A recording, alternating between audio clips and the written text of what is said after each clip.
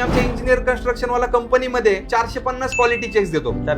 450 म्हणजे तुमचं घराचं सर्वे पासून ते तुम्ही राहायला येईपर्यंत या सगळ्या मधल्या स्पॅन मध्ये आम्ही 450 क्वालिटी चेक्स करतो. आज लोकांना ही पद्धत किंवा ही प्रोसेसच माहित नाही की बाबा काय असतील क्वालिटी चेक्स.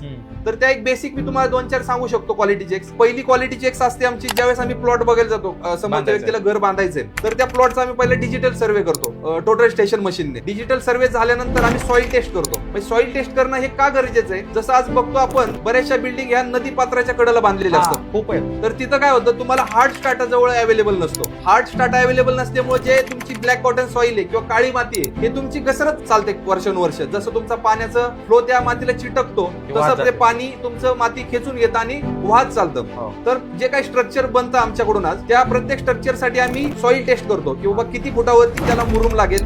त्याच्यानंतर तिथं मुरुम लागत नसेल तर त्याला दुसरी काही पद्धत आपण वापरली, पाईल फाउंडेशन वापरलं पाहिजे किंवा अजून तिथं काही वेगळा प्रकार असेल तर त्या पद्धतीने आम्ही त्या प्रोसेस वापरतो. तिसरा क्वालिटी चेकचा पार्ट मग आमचा येतो सेंटर लाईन चेक करतो. मग सेंटर लाईन चेक मध्ये तुमचा कॉलम कुठं येणार आहे, कॉलमच्या प्लेसमेंट सगळ्या जागेवरती होत आहेत का, त्यानंतर कॉलमची जी काही स्ट्रक्चर तुमचे मेश किंवा जाळी बांधली जाते कॉलमची किंवा कॉलम बांधला जातो तो ऍज पर प्लॅन आहे का. म्हणजे मग तुमच्या टेक्निकल गोष्टी, म्हणजे या 450 मध्ये 50% टेक्निकल गोष्टी, 50% नॉन टेक्निकल गोष्टी आम्ही चेक करतो.